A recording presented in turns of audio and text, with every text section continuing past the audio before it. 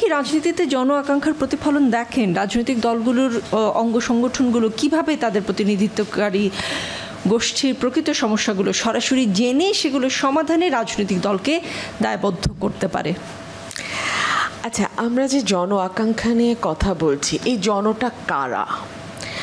এই জনটা কি সমাজের উচ্চবিত্ত শ্রেণী, যারা প্রতিনিয়তই মনে প্রাণে বিশ্বাস করে যে স্ট্যাবলিশমেন্টের সঙ্গে তাদের থাকতে হবে, স্ট্যাবলিশমেন্টের সঙ্গে থেকে তাদের যা সম্পদ এবং সম্পত্তি সেটাকে আরও কয়েক হাজার গুণে বাড়াতে হবে?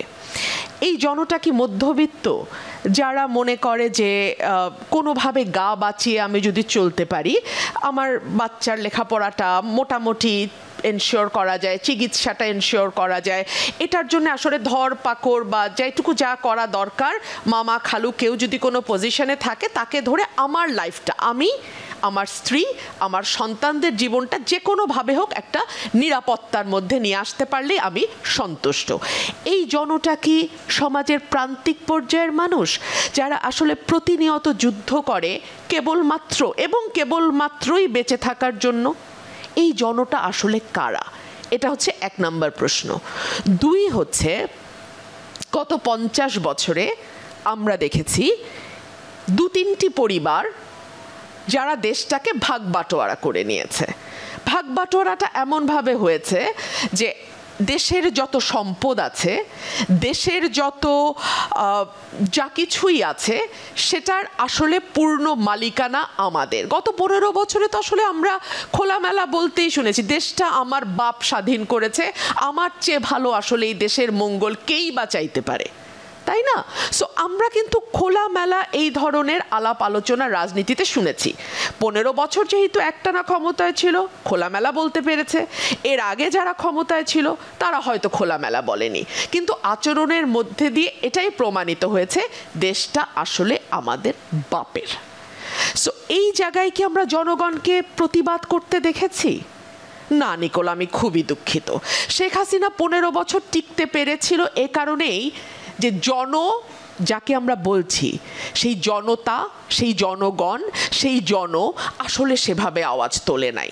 তারা যার যার মতো করে মোটামুটিভাবে সিস্টেমের সঙ্গে ফিট ইন করে জাস্ট টিকে থাকতে চেয়েছে।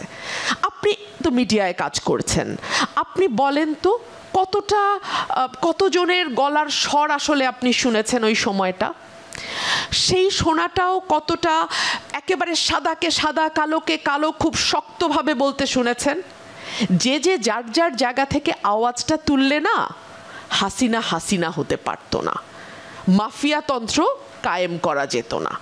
আমরা আসলে সকলেই দিন শেষে নিজেকে নিরাপদ রাখতে চেয়েছি, এবং এই নিজেকে নিরাপদ রাখতে চাওয়ার জন আকাঙ্ক্ষা থেকে আমরা মাফিয়াতন্ত্র বাংলাদেশে কায়েম করতে দিয়েছি, যার ফলশ্রুতিতে আপনি যদি একটা জিনিস চাপতে থাকেন সেটার স্ফুরণ কিন্তু মারাত্মক।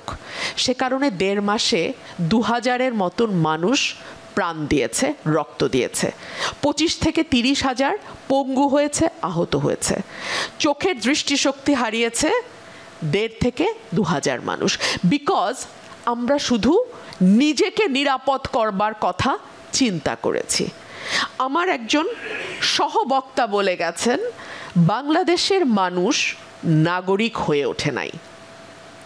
বাংলাদেশের মানুষ অল্প কিছু টাকা কিংবা তিনি ফুসপানি বলেন, উইচ ইজ সফট ড্রিঙ্ক, কিংবা অল্প কিছু সুবিধা, গান বাজনা, বাদ্য, এগুলোর বিনিময়ে গিয়ে নাচতে নাচতে ভোটটা দিয়ে আসেন। আচ্ছা, কেন বলেন তো?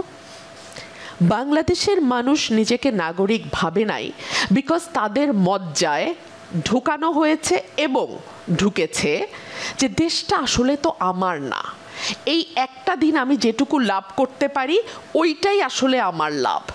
কেউ যদি 5000 টাকা পায় সেটা তো অনেক বেশি, 1000 টাকা দিলেই আমার জন্য বিরাট, কারণ আমি 5 বছরের জন্য ওই একটা দিনের এইটুকুই আমার লাভ, কুদ্দুস বয়াতির ওই গান শোনাটুকুই আমার লাভ, 5000 টাকা বা 1000 টাকার নোট যা পেলাম সেটুকুই আমার লাভ।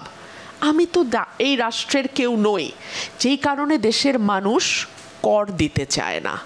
কারণ সে মনে করে সারাক্ষণ তো আমাকে সার্ভিসগুলো পেতে ঘুষ দিতেই হচ্ছে, সারাক্ষণ তো আমাকে একটা দুর্নীতির মধ্যেই থাকতে হচ্ছে, দুর্নীতিগ্রস্ত সমাজেই চলতে হচ্ছে, দুর্নীতিগ্রস্ত রাষ্ট্র ব্যবস্থার মধ্যেই থাকতে হচ্ছে, তাহলে আমি করটা দেব কেন? সে কারণে কর জিডিপির অনুপাত দক্ষিণ এশিয়ায় বাংলাদেশে সর্বনিম্ন, যে কারণে আমাদের বাজেটে করের যেই লক্ষ্য নির্ধারণ করা হয় জীবনেও প্রত্যক্ষ কর সেই পরিমাণ আদায় করা যায় না। কারণ বাংলাদেশের মানুষ নিজেকে নাগরিক ভাবতে পারে না, এবং পারার জন্যে যেই লড়াইটা তার করার দরকার ছিল ডে ওয়ান থেকে, সেই লড়াইটা তারা করে না। ক্ষমতা তো 15 বছর পর পরিবর্তন হলো।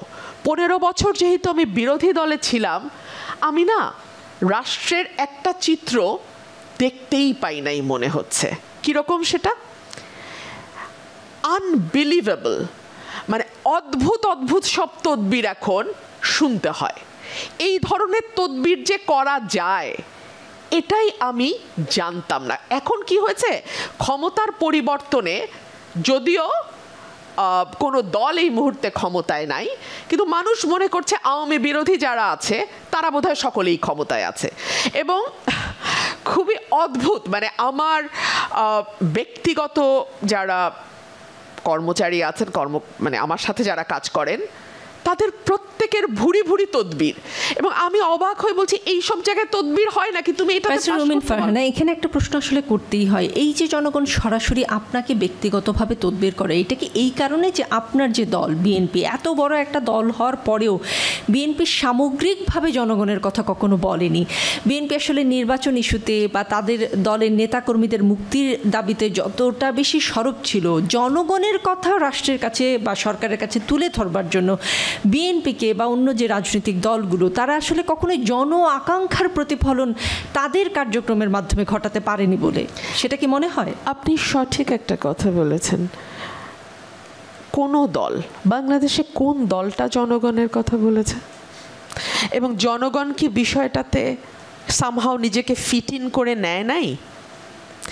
জনগণ কি ভাবে নাই আচ্ছা এইবার এই দল এসছে, ওই দলটার সাথে সামহাও সুরে সুর মিলিয়ে তালে তাল মিলিয়ে আমি চলার চেষ্টা করি, ওই দলের যারা একেবারে কুতুব অবস্থায় আছে তারা থেকে শুরু করে ওয়ার্ড লেভেলে যারা ল্যাসপেন্সাররা আছে তাদের সঙ্গে সামহাও সম্পর্ক রেখে চলার চেষ্টা করি।